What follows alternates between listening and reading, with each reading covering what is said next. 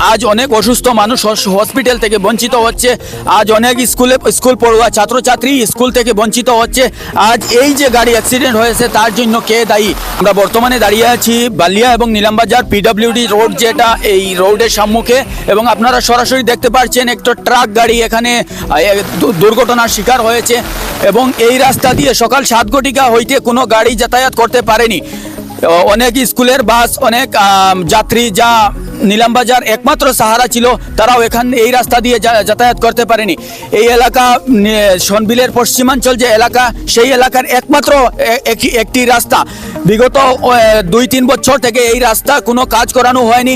বিগত 2-3 বছর এখানে মানুষ যাতায়াত করতে অনেক কষ্টের শিকার হতে হয়।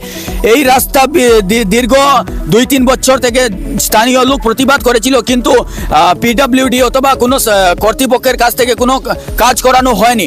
আমি বর্তমান আমাদের বিধায়ক আমিনুর রশিদ চৌধুরীর ধ্যান আকর্ষণ করছি। এই এলাকার সনবিলের পশ্চিমাঞ্চল এলাকার মানুষ আপনাকে অনেক ভোট দিয়েছে। আজ আপনি বিধায়ক, আজ এই এলাকার মানুষের পাশে এসে আপনি দাঁড়ান।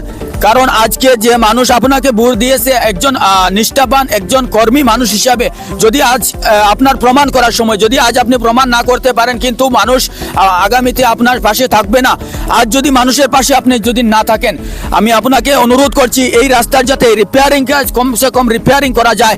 আজ যাতে স্কুলের ছাত্র এখান থেকে বঞ্চিত না হয়, আজ যাতে অসুস্থ যারা হসপিটালে যাওয়ার জন্য উদ্দেশ্যে রওনা দিয়েছিল, তারা যাতে আজ অসুস্থ হয়ে ঘরে শুয়ে না থাকতে হয়।